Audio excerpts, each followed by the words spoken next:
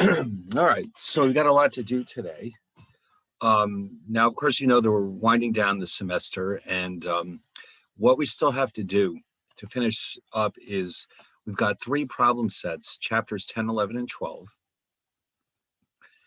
And then we will also have the sample finals. So we're going to go through those right now. So we'll begin with 10. Now, I'm pretty confident we can knock these all off in one session. And if that happens, that means that we actually don't need to meet again next Monday. So next Monday is supposed to be the last day of classes. And then officially the finals begin on the 13th. So if we finish this today, I can post the final exam maybe tonight or tomorrow, and then you'll have a week in which you can do it, and then you'll be done with the course. And then you can save your time for other courses where maybe your exams won't start until next week during the normal period. So it just so happens we got a little ahead of ourselves. We finished up a little early, and there's nothing wrong with that.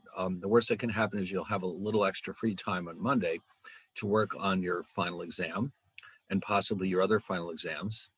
I don't know if the same thing has happened in any of your other classes, but I think we can pretty much finish it up today, and then that will be the last class. Sadly enough, I guess, depending on how you look at it, because if we're done, then we're done. There's no point in having a class on Monday if there's nothing for us to do. So why don't we take a look at these? Now, remember, there's three of these, the last three chapters on which the final is based, 10, 11, and 12. 10 is our discussion about financial markets, 11 is money, and 12 is the Fed. So this is how we're wrapping up the course. So we'll start here. As you can see, I've already set up the answers for you. So let's go over them. So first, let's start by discussing what is the difference between financial and physical capital. Well, physical capital, as the name suggests, means you have actual equipment and machines and buildings and computers and you name it. Anything that's used to produce goods and services could be considered capital, or in this case, physical capital. This is what we need to produce our product. So for example, if you walk into a Starbucks, you notice they have a lot of equipment in there, like the grinder, coffee bean grinders and the blenders and all the rest. That is all what we mean by physical capital. Financial capital is money. In other words, if Starbucks wants to build a new Starbucks, if they want to expand their offerings, if they want to do something different, then they need to raise funds, and they'll do that typically by issuing stocks and bonds. But the funds that they're raising by doing so are referred to as financial capital. So it's an important distinction that we need to make between the two, because they obviously refer to two very different things, although both of these are needed to run a business. The physical capital, again, is the equipment that we're using to make our product, and the financial capital is the funds that we're using to run the business. All right, now here we see there's a difference between gross and net investment. Gross and net, you see those all over the place. Here, the distinction between the two is that gross investment is the amount that we spend to acquire new capital, specifically new physical capital. In fact, let me sneak that in here. That is known as gross investment, but net investment equals gross minus depreciation. The bottom line is, almost without fail, when we invest in our company, some of that investment is designed to offset losses due to depreciation. So the net investment is an attempt to capture how much new equipment we have, net of all the depreciation that we suffered during the previous year. So that's the distinction here between gross and net. It is the depreciation. All right, finally, now a capital gain occurs when the value of an asset rises, which means that you could potentially sell it for a profit, and that's exactly what we're aiming for. So for example, when you buy a share of stock, while you're buying that stock, you're hoping that the price will go up and that you'll be able to sell it at a profit, and that is known as a capital gain. Of course, you can also have capital losses when you invest, but capital gains are what we're aiming for. All right, a bond's face value. When the bond is issued, it has a price attached to it. In the US, that price is typically $1,000, or if it's not, it's usually a multiple of 1,000, like 10,000. So this is the price at which you will buy the bond when it's first issued. Now, of course, after that, the price could be anything, but when it's first issued, it has a specific price, and that price is the face value. Now, the coupon rate for the bond is the percentage of the face value that is being paid to the investors in the form of interest every year. Okay, so in other words, if the bond is issued with a face value of $1,000 and a 5% coupon rate, that implies that every year the owner of the bond will receive $50 worth of interest. So the rate is simply the percentage of the face value that is being promised to you in the form of interest payments. Now, call provision with most corporate bonds, the issuer retains the right to buy it back from you in the future before the maturity date. Now, if they do, though, the price at which they do this has to be determined in advance. So, as you may know or remember from this chapter, when you buy a bond, you're essentially entering into a contract with the borrower. And that contract specifies all the different terms and conditions of the bond, including any call provisions that might be attached to the bond. And they'll tell you right in the contract or indenture when the bond can be repurchased and at what price. And the right to do this belongs to the issuer. The buyer of the bond doesn't really have any choices. If they want the bond back, they can have it. All right, of course, they have to pay for it. So this is one of the drawbacks to corporate bonds, is that many of them do contain this type of provision, which means that they might buy it back from you at an unexpected time, and that could potentially at least lead to financial losses. Now, who issues bonds in the U.S.? Well, there's really four primary issuers. The U.S. Treasury, of course, by far the largest, because their deficits are so massive. But of course, U.S. corporations borrow money to finance their operations and to expand their lines of business and maybe invent new products and do research and development, whatever. That has to come from somewhere, that funding. And so often it comes from corporate bonds. Municipalities, if you recall, are city, state, and local governments that issue their own bonds, typically for local projects like bridges and roads and things like that. And then, of course, we already saw that foreign governments and corporations often issue bonds in the United States, mainly because it's such a large market. And it's easier to sell bonds in a larger market than in a smaller market. All right. Now, the Treasury's notes and the Treasury securities have specific names attached to their maturity ranges, as we saw in Chapter 10. The Treasury bill, remember, is the one that has a maturity of 1 year or less. But here they're only asking about the note and the bond. The note's maturity is between 2 and 10 years, and the Treasury bond has a maturity between 20 and 30 years. And that's all they have, by the way. There aren't any others. In other words, there are no securities that issued by the Treasury that go past 30 years. Why? Mainly, they must have discovered from experience that investors are not really interested in anything more than 30 years. It's all about what do the lenders want. In other words, if you're borrowing money, you want to make life as easy as possible for the lenders. So if people want 30-year bonds, you give them 30-year bonds. All right, don't try to stick them with 22-year bonds if they want 30. So that's how this happens. These are the maturities that investors actually want, and so this is what the Treasury offers.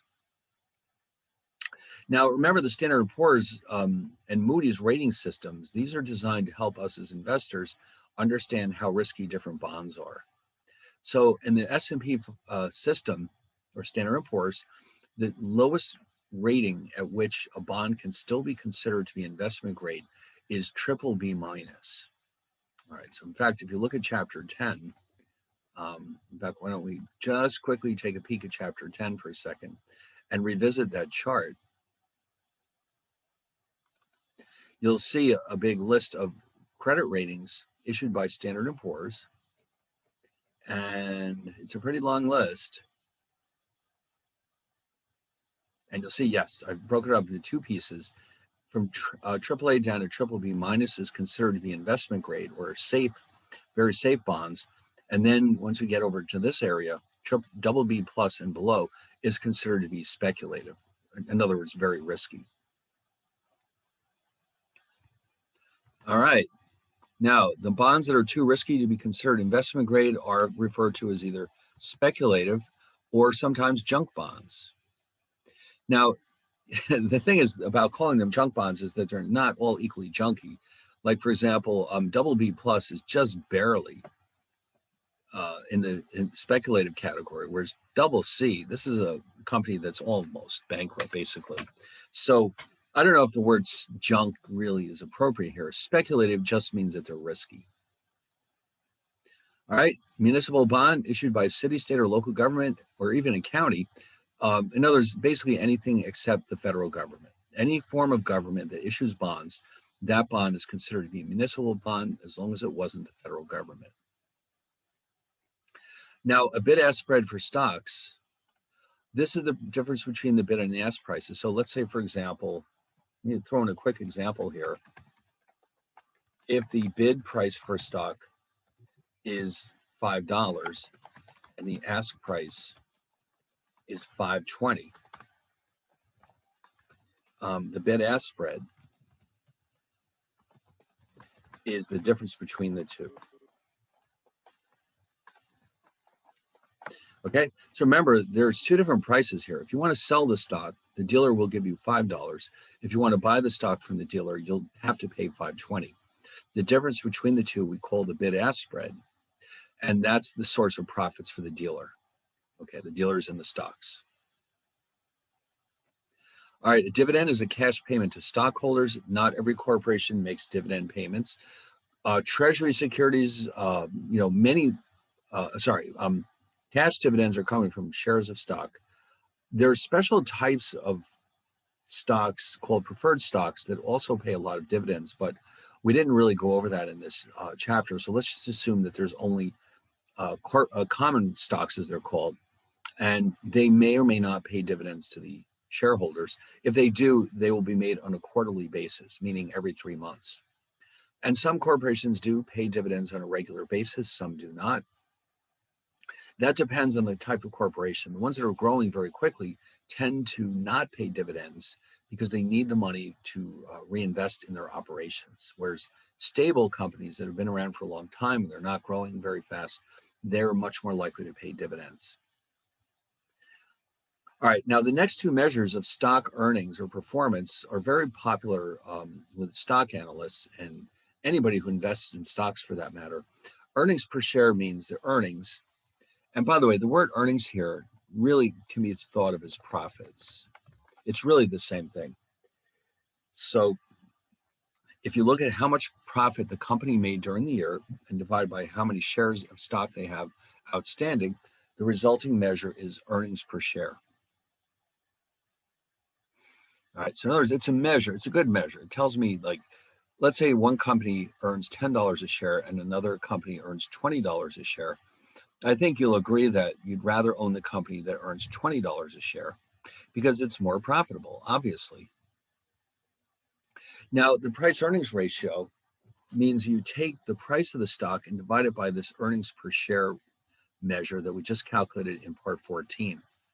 And basically, it's meant to be a measure of how much you're actually paying for every dollar of earnings from that corporation. Okay, now loanable funds, where do they come from? If you need to borrow, somebody has to lend them to you. Where is this coming from? Well, a lot of it is coming from private saving. If by some miracle, the federal government has a budget surplus, that could be considered a form of savings, but the chances of that happening are pretty remote. And a lot of borrowing can come from foreigners. We can borrow money from foreigners by selling them bonds, for example. We can, or just borrowing directly from foreign banks, we can borrow internationally. Either one of these or any of these three does form a source of loanable funds. Now, the demand for loanable funds, which means the same thing as the demand for borrowing money, depends ultimately on the real rate of interest, which determines the cost of borrowing and expected profits. Although this doesn't really apply to the Treasury Department or for municipal bonds for that matter, this is really more about corporate bonds. The purpose of issuing corporate bonds is to generate more profits for the corporation. So the easier we think that will be, the more likely we are to borrow. Now, the loanable funds framework, I think we have some examples down here. Remember, we have the real rate on the vertical axis and the loanable funds or quantity of loanable funds go on the horizontal axis. So for something like this, if expected profits increase, let's say for whatever reason the economy is doing very well, and corporations really think that profits should be rising in the future, now is the time to start borrowing more money and expanding our operations. Okay, so we think that there's a golden opportunity here to earn more profits in the future. Well, what do we do about it? Let's borrow some money. Supply and demand. In this context, the supply and demand curves have their normal shapes, except that we call it SLF for supply of loanable funds and D for demand. And the result is that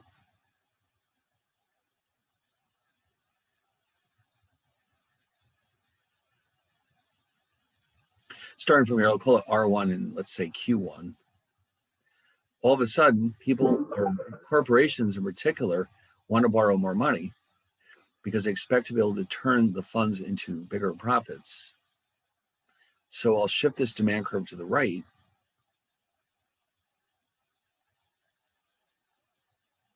To indicate that there's a bigger demand for loanable funds. And so even though this drives up the rate of interest, corporations will find this worthwhile if they really believe that they could earn more profits than they could in the past. So this is why we say that it shifts to the right.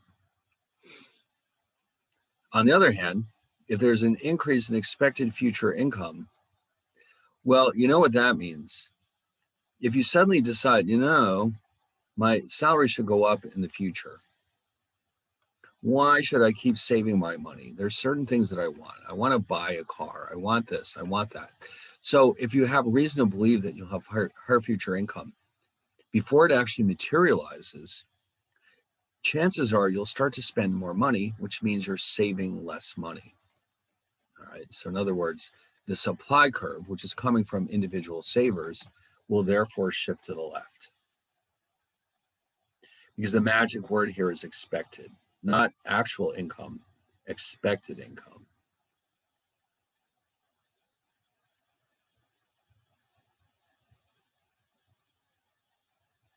So you think to yourself, I'm bound to get a raise next year.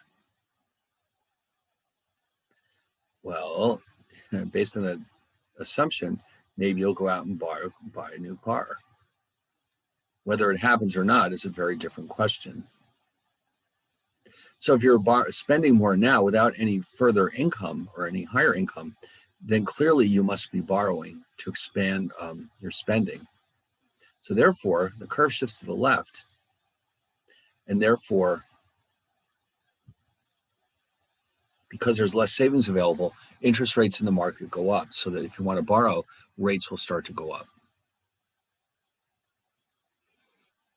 All right? You know how people are. The minute you think, oh, I should have more money next year, why not just go ahead and buy that car I want anyway? Okay, so anyway, now default risk, this is more about bonds. This is the possibility that a borrower will not be able to repay borrowed funds in a timely manner. So the banks have to worry about this all the time because this is how they make their business. They lend money to borrowers, and there's always a chance that they won't get the money back. It happens. All right, now we're going to look at some graphs. What if the quantity of disposable income increases? Now, this is a different matter than this one because this was based on expectations. This is different. Well, actually, it's not really that different because what is happening here is that we're assuming that even though you have more income, less income. Let's say there's a recession. Okay, the economy's struggling. So this is not expectations. This is an actual decrease in income. You have less money than you did before. Possibly your job disappeared. So what can you do? You have to a certain degree, start living off your savings to survive, to pay your bills. And therefore, the supply curve shifts to the left. Okay, so the key word there is there's a decrease in actual disposable income, not expected, but actual. And so this means that right now, at this point in time, you have less income to spend.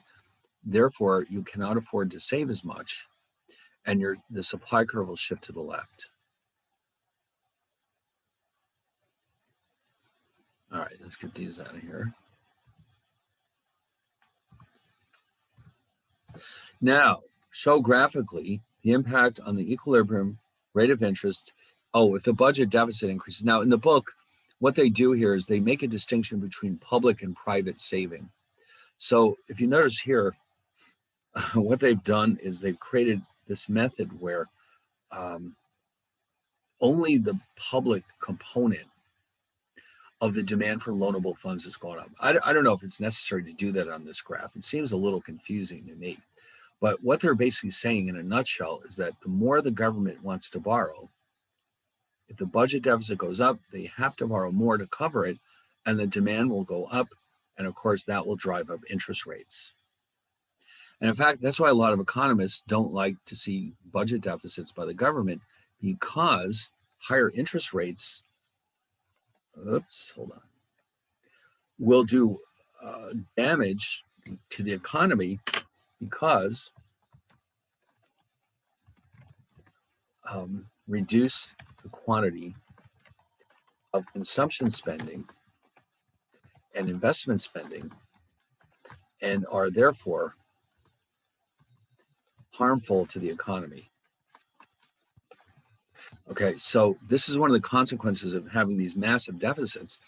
They crowd out, they call it, the funds that are available to consumers and businesses, and they also drive up the rate of interest so that it becomes more costly to borrow.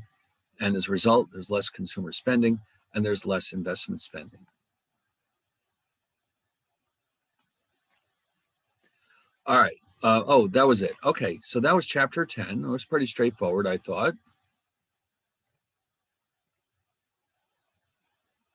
So it looks like we're ready for 11, which is all about money, the most exciting topic in the world, I think you'll agree. Money. Who does not get excited by hearing the word money?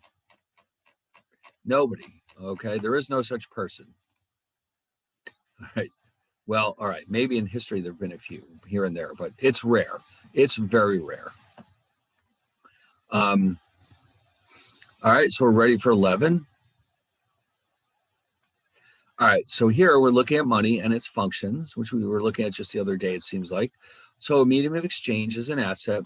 It has three characteristics.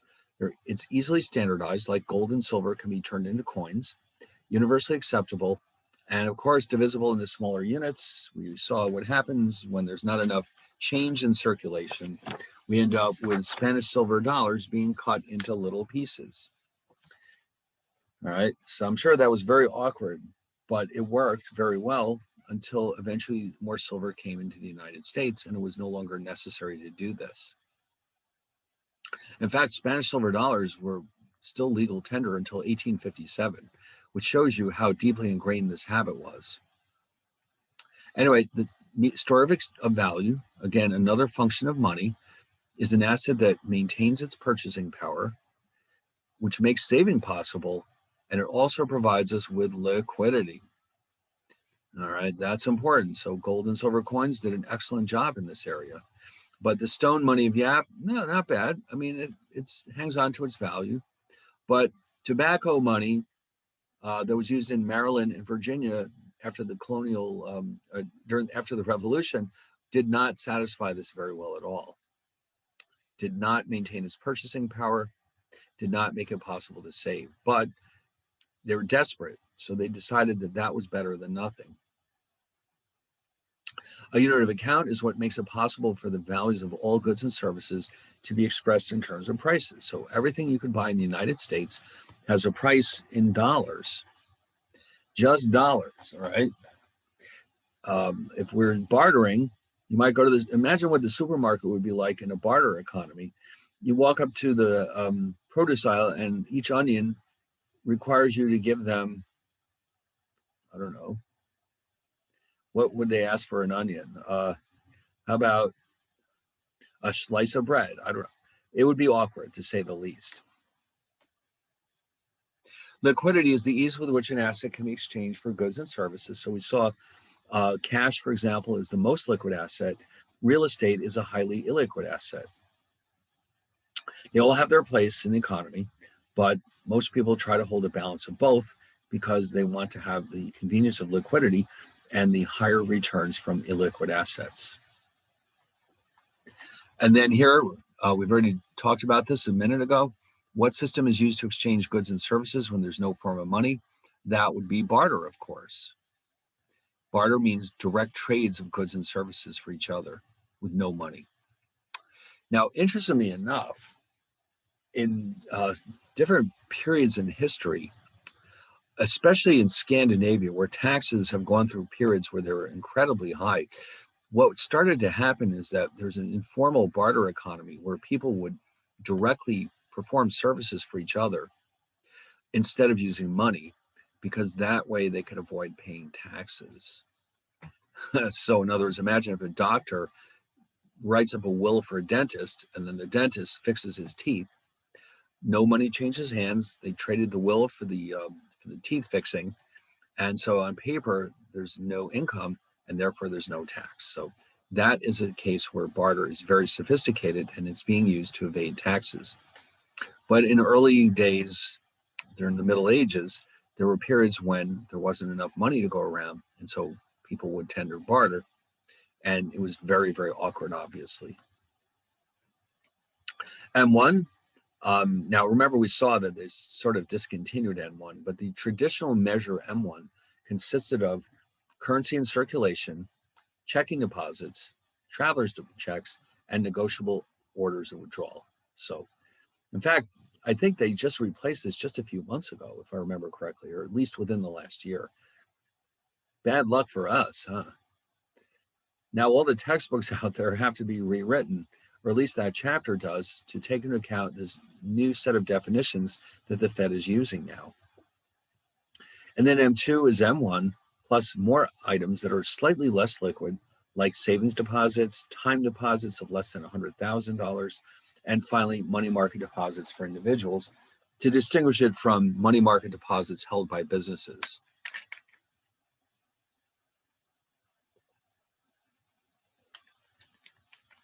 Now, the monetary base can be defined in two equivalent ways, but we're sticking with this one. Total reserves in the banking system, plus currency in circulation. Okay, the reason why this is important is because the Fed directly controls the size of the monetary base. Their control over M1 and M2 is only indirect. Okay. So, of course, that means when they're carrying out monetary policy, they have to take this into account. Now, how many district Federal Reserve banks are there in the Federal Reserve System? It's 12. That's right. That's an easy number to remember. There's 12 of them scattered around the country. And historically, what were the names of the two central banks that preceded the Federal Reserve System? Well, these are pretty easy to remember, I think you'll agree. First and Second Bank of the United States. And as we saw, they were both located in Philadelphia. And in fact, they still are, but they're not being used as banks. They're now being used as museums, which makes sense. I mean, they're really beautiful buildings. There's no point in tearing them down. They decided to keep them and use them as museums where they show artifacts from the colonial period. All right. When was the Federal Reserve System founded? In 1913. So we've had a very short history with the Fed compared to many countries. In fact, the Bank of England was founded in 1694, just as a point of comparison. So that just shows you how new the Fed really is. Now here I've got a bunch of them of objectives, but you only need one here. One objective of the Fed. Okay, so the most important ones are to regulate the banking system, act as a lender of last resort, issue currency, and conduct monetary policy. And of course, we know that they issue currency because if you look at all the $1 bills in your pocket, each one of them will tell you which Federal Reserve District Bank issued it. Okay, they regulate the banking system. Although in the United States, we have a very interesting banking system. The Fed regulates the banking system, but so do the individual states. So it's kind of complicated compared to most countries. And partially that's because the Fed came along so late. I mean, by the time the Fed came along, a lot of the state regulations had already been written. And so the Fed's regulations are basically sitting on top of those state regulations. All right, and then the Board of Governors, what do they do down there in Washington? They set the discount rate, which is the rate that the Fed lends money to the banks. They set the required reserve ratio, which is the percentage that the banks have to set aside to hold with the Fed in the form of reserves or in the form of vol cash.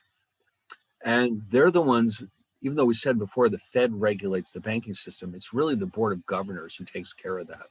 That's what they do, or one of the many things they do. Now, we also talked about the Federal Open Market Committee, really probably the most powerful part of the Fed. They're the ones who decide what the federal funds rate target should be, which right now is a range between 0 and 0.25%. They are the ones who actually carry out the open market operations in New York, meaning that they either add reserves to the banking system or they remove them in order to keep the Fed funds target or the Fed funds rate close to the target. And if there's any need for foreign exchange operations, it's being done by the FOMC in the New York branch. Okay, so again, the New York Fed is in a perfect location for all of this. It's right smack in the middle of the Wall Street district. It's like, if you've ever been down in that area, it's maybe 2 blocks away from the New York Stock Exchange, maybe 3 at the most. So it's right there in that neighborhood. Now, the members of the Federal Open Market Committee, the 7 members of the Board of Governors, plus 5 of the 12 Federal Reserve District Bank presidents, of which, as we see in Part 16, the president of the New York Fed is always a member, all right, because he's the one who's working in the financial district and he knows what's going on down there. So the New York Fed president has to be involved in this.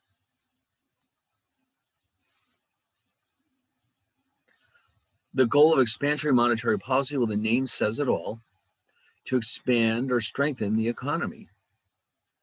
All right, stimulate the economy. We're trying to reduce unemployment. We're trying to make the economy strong as we can. Right now, the Fed is engaging in expansionary monetary policy by keeping the rate of interest, by which I mean the federal funds rate target, as low as possible while we recover from the COVID. Contractionary is the opposite. We're trying to slow down the economy, at least enough to keep inflation under control. We're not trying to throw people out of work, although unfortunately that could be a consequence of this. But they're trying to make sure inflation stays under control, by which we mean no more than 2% per year. There's several instruments of monetary policy. They're listed in order of how frequently they're used. Open market operations are used regularly, possibly every day. The discount rate is changed periodically, depending on market conditions. The required reserve ratio is almost never changed, although, like we saw, they did lower all those reserve ratios to 0 for the COVID. But you can be sure as soon as the COVID is over, these will go right back to their normal levels. And then finally, the extraordinary crisis measures are only used when there's an actual crisis, like right now, or during the credit crisis of 2008. Most of the time, the Fed is just using open market operations, and occasionally they tinker with the discount rate. All right, now, the federal funds rate is the rate at which banks borrow and lend reserves among themselves. This is not controlled by the Fed. The Fed just sets the target. All right, the banks determine this rate by their borrowing and lending activity. An open market sale, which is of course a type of monetary policy, means the Fed is selling some of their treasury security holdings to the banking system. And what this does is the banks pay for these with reserves. And therefore there's less reserves in the system, and the banks cannot lend as much money to their customers, and that will slow down the economy. The reserves, as we've already seen, can be held in two different forms. You can either hold them as deposits at the Fed or currency held in the banks themselves. In other words, any currency they keep in the bank for purposes other than lending to customers can be considered a form of reserves, because obviously the bank needs money. It doesn't need a whole lot, but it needs some money. Okay, customers may ask for it. You can't say to the customers, listen, don't come here for money. We're a bank. What are you talking about? No, they've got to have some money at any given time to carry their business. And you know perfectly well, they pretty much know from experience how much money is sufficient. If they don't have enough, they can get more from the Fed. Yeah, but then that takes time. They have to pick up the phone and call the New York Fed, let's say, and then they have to have a deposit delivered by armored car and all the rest. But it can be done. The Fed can send them more cash if they need it. The discount rate is the rate that the Fed charges the banks for loans. These are for emergencies mainly. They don't do this on a regular basis. The required reserve ratio is the percentage of checking deposits that the Fed requires the banks to hold. And we saw there was a chart. The small banks do not have to hold any reserves. Intermediate banks are holding 3%, and the large banks are holding 10%, or at least they were before the COVID. All right, and then finally, the money multiplier. Basically, what happens is, this is telling us, let's say, for example, if the money multiplier is 2, then each dollar increase in the monetary base adds $2 to the money supply, M1 that is. That's what it means. It means for every dollar that we add, the Fed adds to the monetary base, how much does that add to the money supply? That's what the money multiplier tells us. Now, if you notice, Fred doesn't publish this number any longer. That's because they've redefined M1 and M2. So those old numbers don't really matter. But in normal times, the money multiplier for M1 was typically somewhere between 2 and 3. All right. Now, of course, who knows what's going on with that? All right. Oh, wow. That's it for number 11, our discussion about money. Now, if you notice, there's no fun questions about the stone money of Yap or anything like that. That's all for our knowledge. All that wonderful history is exciting and all, but here I've kind of stayed away from that. But you never know. I might throw in one or two, but I think what we have here is what we really should be focusing on. Anyway, so now it's time for 12, which is more about monetary policy. All right, monetary, yes. Here we go. This is where it's getting a little bit more intense. What is one factor that determines the quantity of money that's held in the economy? 10 through 12, yes, that's it, exactly. So the final exam, if I didn't say it earlier, is only based on 10, 11, and 12. It's not comprehensive. All right, now, so what determines the quantity of money that people hold? The nominal rate of interest, the price level, the level of real GDP, and of course, financial technology. Because as we know, the more advanced the technology is, the less money we need to hold. Which is kind of nice. Like right now, anytime you need actual cash, it's easy to get it. So why would you sacrifice interest by keeping cash when it's not necessary? Now, the opportunity cost of holding money is the interest that you could have earned by holding less liquid assets, such as certificates of deposit or bonds or whatever. So when you hold cash or checking deposits, you're giving up the opportunity to earn more interest from other less liquid assets. The amount that you're giving up is known as the opportunity cost of holding that money. All right, now, what happens to the money demand curve if real GDP increases? So let me just quickly remind you what this graph looks like.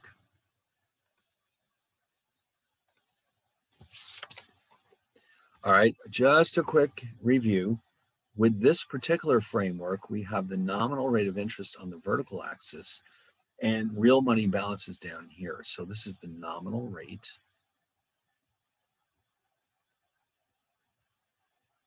And this is the quantity of money. Think of this as the quantity of money, but it's called in economics real balances. And so there's a money supply curve that's vertical, and there's a money demand curve, which is downward sloping.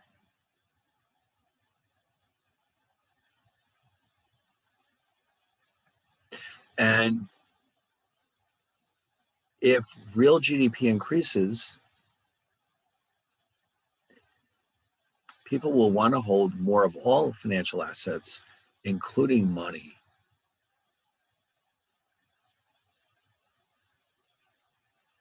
The quantity isn't changing. What's happening instead is the interest rates are going up.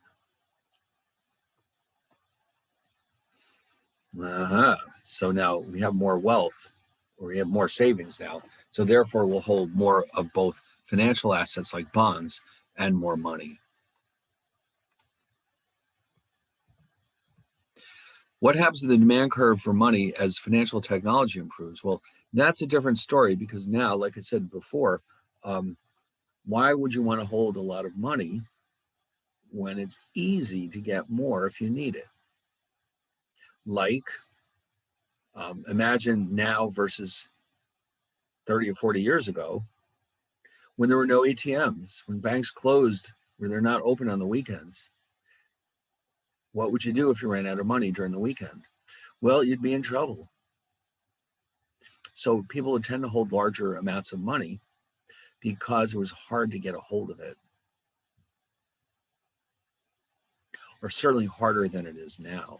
And if you got a check in the mail, you couldn't just take a picture of it with your cell phone, because you didn't have cell phones and you didn't have those special deposit accounts. And you know, it's amazing how much the technology has advanced in just a few decades.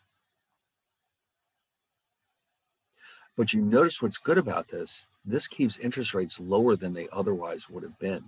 So technology is completely improving our lives, because it's not only convenient, but it's also helping keep interest rates lower than they otherwise would have been.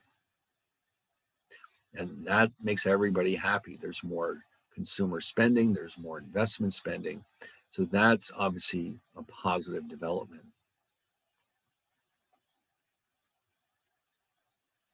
All right.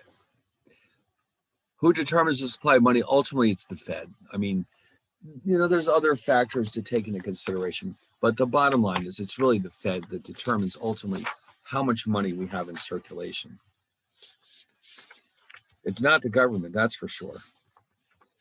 Now, what happens to the money supply curve as a result of expansionary monetary policy? All right, now for this one, you've got the same basic framework, except now the money supply curve is shifting.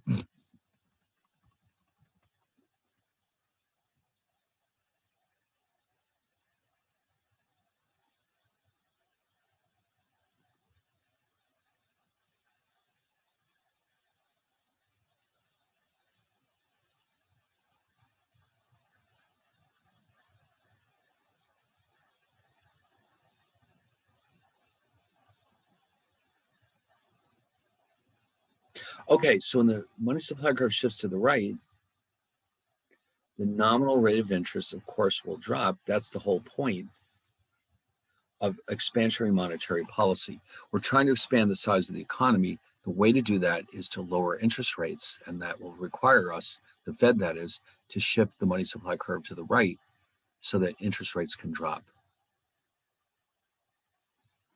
Now, the question doesn't ask you for this graph, by the way. It just wants to know what happens. But you can feel free to draw a little graph there. And then towards the end here, we'll have some problems where you are asked to draw the graph. So it's good practice. All right. Yes, practice is good, especially for fun topics like money and monetary policy. Now, all right, well, it says here, what happens to the equilibrium rate of interest if the Fed engages in contractionary monetary policy? Well, clearly it would be the opposite. The rate would have to rise. Here it went up, down rather, as a result of expansionary monetary policy. So if we engage in contractionary, it must do the opposite.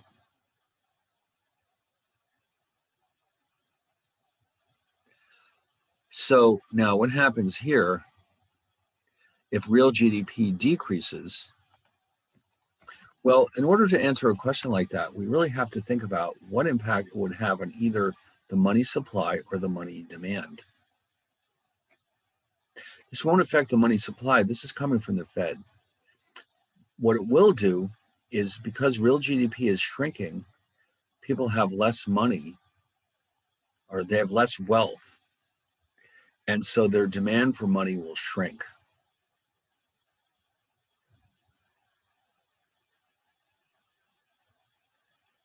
All right.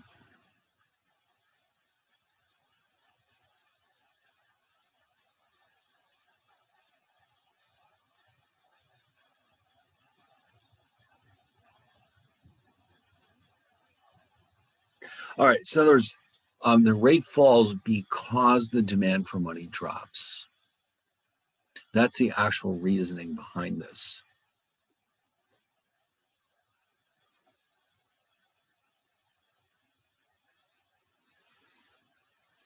Okay, now the quantity theory of money. We saw that briefly in the book and also in one of the slides, or I'm sorry, the videos. The quantity theory of money has been around for a long time, and I know David Hume wrote about it in the 1700s. And it's simply the idea that we have the following relationship between money and the size of the economy. So we have MV equals PY. M is the nominal money supply. V is velocity, or the number of times a year that a dollar is spent. P is the price level, and Y is the real GDP. So that PY, I'll make a note here somewhere, is nominal GDP. Now, it's often assumed with this quantity theory of money that the velocity and the real GDP are relatively fixed, so that any impact or any change in the nominal money supply tends to make itself felt through changes in the price level. So first, V is velocity, the number of times per year that a dollar is spent. And if we do assume, as I just mentioned, velocity and real GDP are constants, what happens to the price level if the money supply level rises by 10%? So in other words, if MV equals PY, and if we're holding two of these fixed, which, by the way, it's common practice in economics to put a little bar over a variable which is fixed.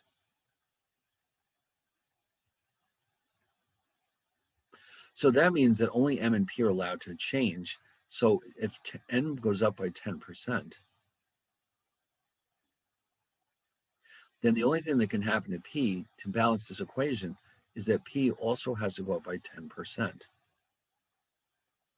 So basically what they're saying is that monetary policy in a way is kind of a waste of time, because if I increase the money supply by 10%, I'm not going to get any real impact on real GDP. Instead, I'm just getting higher prices. And in fact, this whole idea is at the heart of one of the more important schools of economic thought called monetarism, which attributes really the business cycles to changes in money.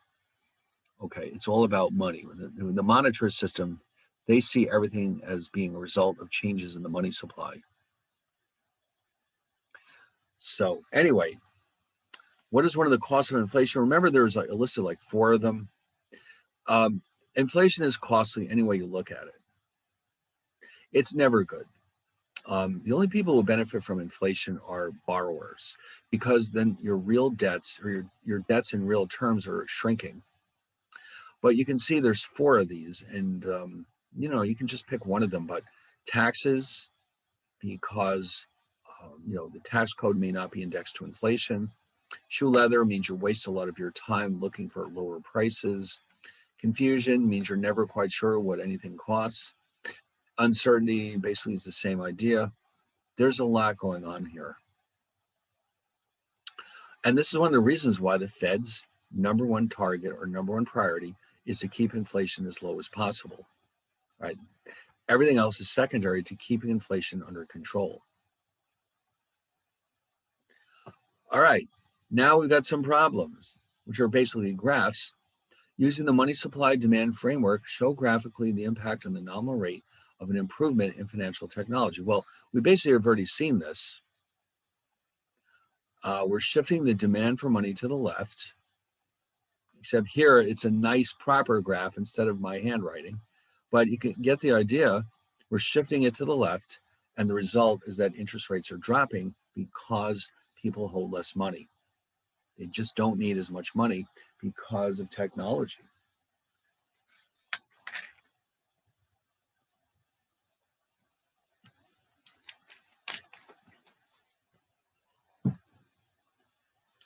All right, now let's do the same. This time we're looking at expansionary monetary policy, which again, I've already briefly covered this with you.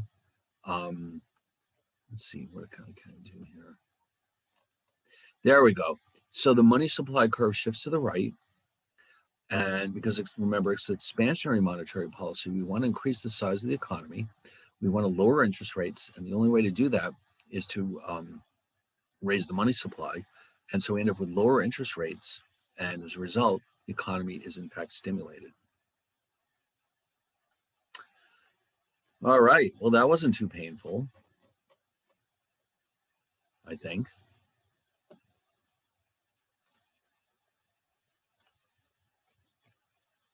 Let me just do this. All right. Now we can do the sample final. Now the sample final is going to have obviously a lot of overlapping between what we've just done because it's the same three topics. The timing wasn't as good as it could be here. Normally you do the problem sets right after the chapters, but well, you know, what are you going to do? We can't always have perfect timing. So, but the good thing about that is that everything in the sample final will be very familiar. All right, so let's see. We've already done 11, we've done 10, 12. There it is. Let's try it. So just like the others, there are short answers and there are problems. All right. So what is an example of a long-run determinant of exchange rates? I think this is the wrong course. Right, you're right. Thank you for, you're absolutely right. God, thank you. You're absolutely correct. Scared the hell out of us. Yes, I know. I was thinking myself, wait a minute, when did we cover that? No, good catch. Yes, thank you. Wrong one. Whoops. Where are we?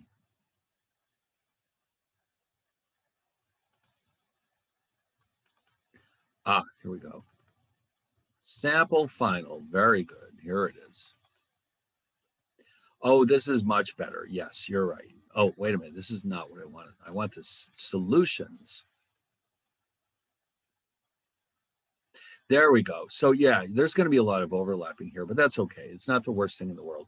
So depreciation, what is depreciation? We looked at it earlier, and we saw that it is part of the definition of net investment, but depreciation is the reduction in the value of physical capital due to use, wear and tear, age, etc. It's just like your car. The value only can go down over time because you're still driving it, and the value goes down. And the same thing happens with all that equipment that businesses use in their daily operations. Like, for example, the Starbucks, you know, those blenders will only last so long. They can only make so many smoothies, and then they have to be replaced. That's because of this process called depreciation. They might last a long time, but, you know, come on, you know, if you have a blender at home, you're using it once or twice a week, maybe, where Starbucks, they might be using it hundreds of times a week is possible. So they will eventually wear out. And this is known as depreciation. So, and now what about a bond's face value? That's the price that we pay for the bond when it's first issued. And in the United States, that is typically $1,000 or possibly a multiple of $1,000. How about this one? The range of maturity, or the maturity range for the Treasury note, we saw this earlier, 2 to 10 years. So remember, in the slides, it tells us that Treasury bills go from 3 months to a year, notes go from 2 to 10 years, and bonds go from 20 to 30 years. And those maturity ranges were chosen because that's what investors want. There used to be more that disappeared because people just weren't interested in them. But this is what we have right now. All right. Is double B plus considered to be investment grade? No. Remember, we saw it in the chart back here. Double B is the best speculative grade bond, but it is still not considered to be investment grade. All right. Oops, wrong one. What is a dividend? It is a cash payment to stockholders, typically made every quarter. And what happens is you don't have to do anything. If you own the stock, they send you a check, or at least, well, they credit it to your account. And that's your reward for owning the stock. They're trying to keep you happy. The thing about corporations and stocks is that they are in business to keep the stockholders happy. That's really their job. Make the stockholders happy because they're the owners of the company. And if they're not happy, well, then they'll probably replace all the management at least, if not the employees. So the corporation works very hard to keep the stockholders satisfied. And one way they can do this is to send cash payments to the stockholders in the form of dividends. Now, illiquid assets, we have plenty to choose from, but I picked the really illiquid ones that we saw in the notes: real estate, art, and precious stones. These are very valuable assets, but they're hard to sell in a short period of time. And there's usually costs involved, like appraisals, for example. And there could be fees involved. Like in art, for example, you may have to take it to an auction house like Christie's or Sotheby's, and they're going to take a pretty hefty percentage of the sale price as their fee. So it's tough. But these are the three that are most likely to earn value over time compared to, let's say, checking deposits or certainly in cash. So they might be good investments, but they're not easy to get rid of in a hurry. All right, liquid assets. These are probably the three most liquid, especially the first two. Currency, everybody accepts dollars.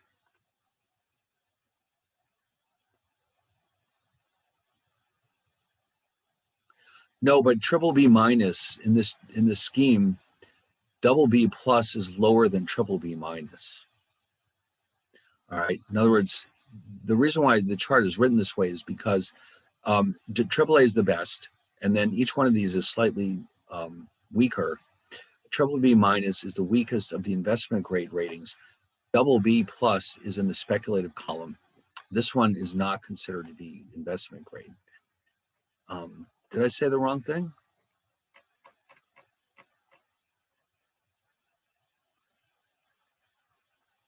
No, double B plus is not quite good enough to be considered investment grade.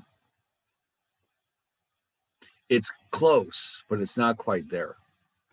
In other words, if you look at the table carefully, double B plus is the best of the speculative bonds. Triple B minus, which is slightly ahead, is the lowest of the investment grade bonds. It's like, imagine if these were poker hands, and let's say in order to be investment grade, you had to have at least two pairs. And then speculative would be one pair. It's not quite good enough to get into the investment grade category.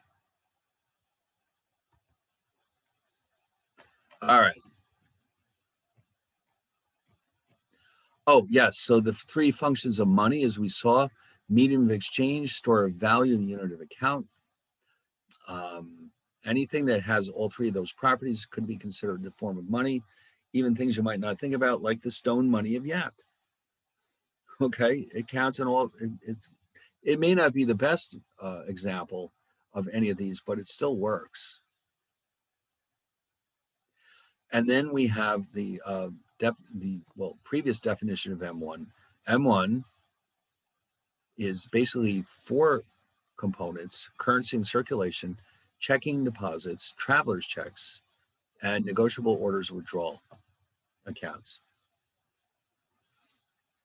What is the relationship between M1 and M2? Remember, M2 is M1 plus more assets. So M1 is contained within M2. Which measure is more liquid? Well, we've already seen that M1 is more liquid than M2 because it really only contains primarily checking deposits and cash or currency. The members of the Federal Open Market Committee, we've already seen this, the 7 members of the Board of Governors, plus the 5 Federal Reserve District Bank presidents.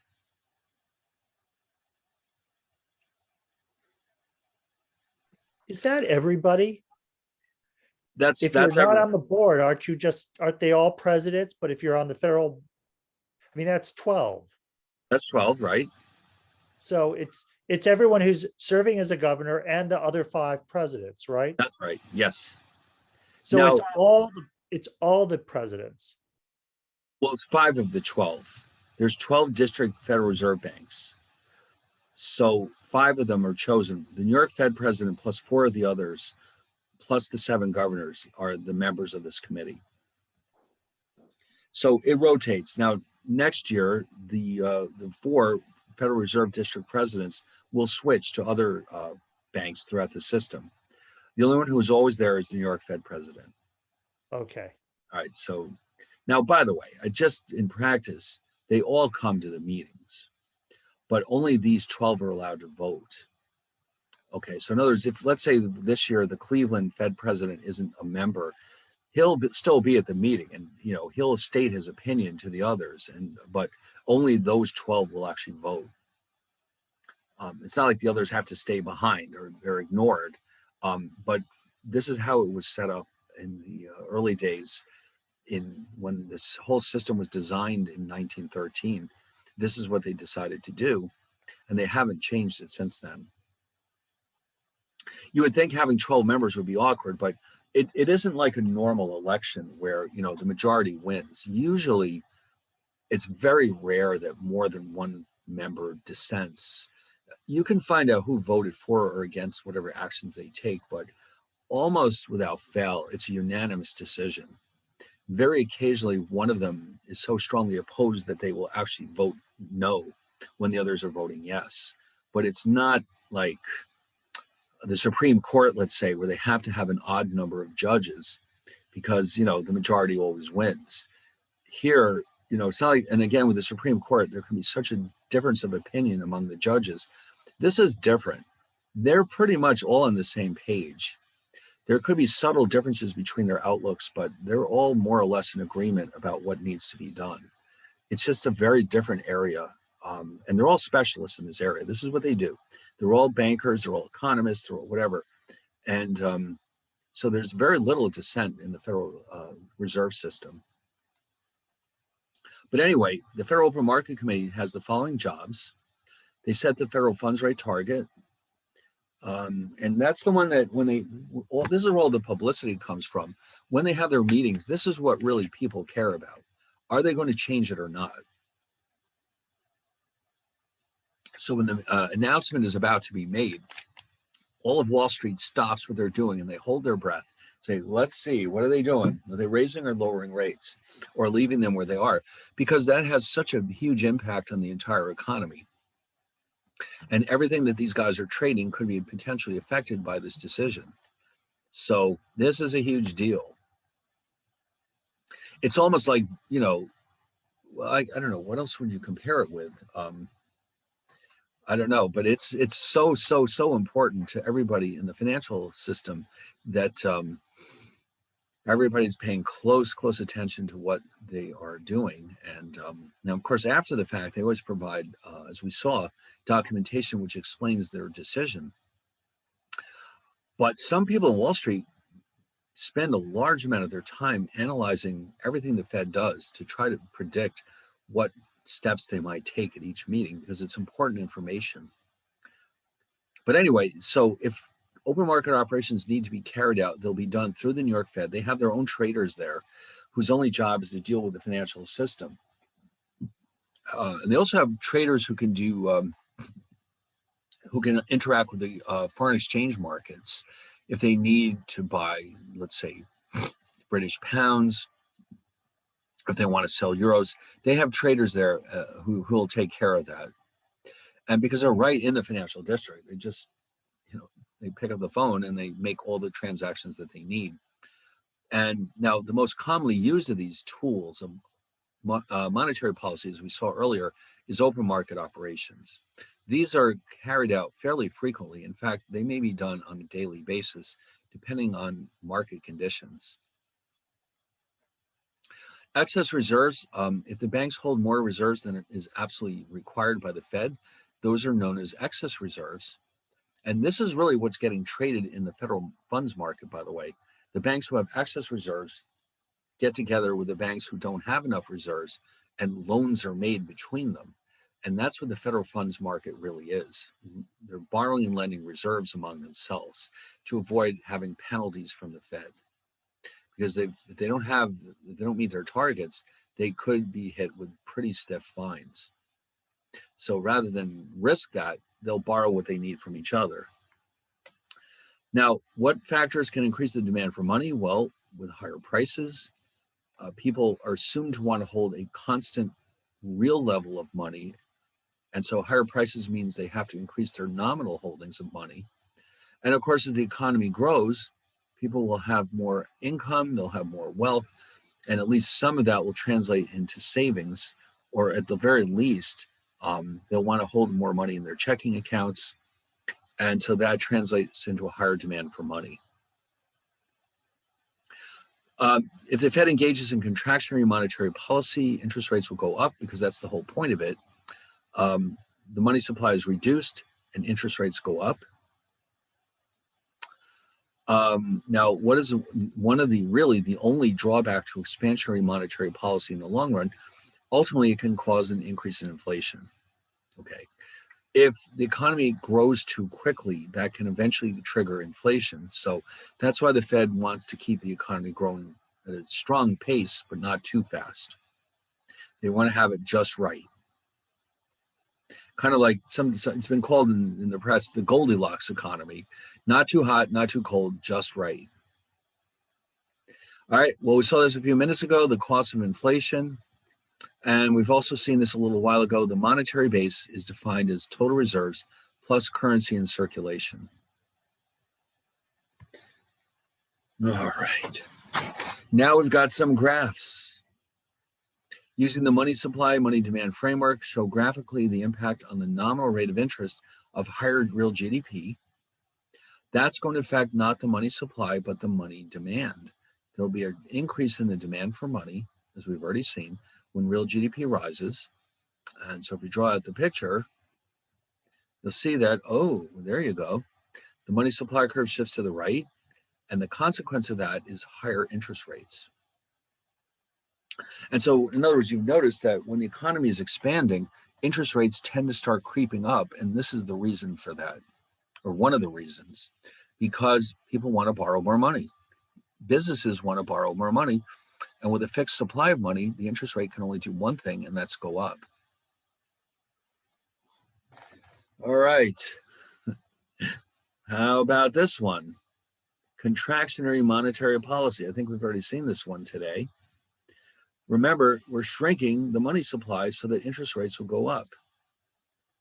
So this is the supply rather than the demand. And that is exactly what happens. The money supply shrinks and the interest rate goes up. The whole idea here is to slow down the economy just enough to prevent inflation from getting out of hand.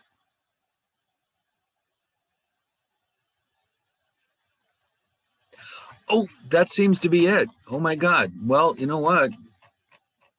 All of that, when you see the actual exam, you'll say, wow, this looks awfully familiar. I've seen this before many times. Well, and that's good. I don't think it's 100. I think I'm still putting the finishing touches on the actual exam. So it should be ready by tonight or tomorrow. So I'll tell you what, it'll be due a week after I post it. How about that? So in other words, maybe we'll have until Friday the 14th. That should take care of it. I'm pretty sure it'll be ready by tomorrow. I just had a few last minute details to add to it. So I would say, yeah, all right, I'll tell you, I'll make an announcement, the exact date, but I'm pretty confident now that we can just do it by, let's say, Friday the 14th. There's no rush because, as you know, the official finals week actually starts during the 13th. And if this was a normal semester, we'd have to come back next week and actually do it in class. But because of what's going on, we can do it online, and that means we can do it earlier, and you'll just have that much more time to finish it. All right, so therefore, if you don't have any last minute questions, we're done for today. And also we're done for the semester in the sense that we don't need to meet again. All right, the only last bit of business is to take care of that final exam, and then we're done. So you're going to get a holiday on Monday of sorts. Why don't you use that to the free hour and a half or whatever it is to work on your final exam? I think that might be a good idea. Thank you very much. All right, well, you're welcome. And I hope maybe I'll see you all again. You never know. This was macro. Maybe you'll find in your schedule in the future time to take micro. You never know, or even advanced macro. Woo! All right. So you're Thank welcome. All right. Can I chat with you real quick Yes. after class? Yes. Okay, cool. Everybody else. Thank you. You're welcome. Thank you. Okay, bye.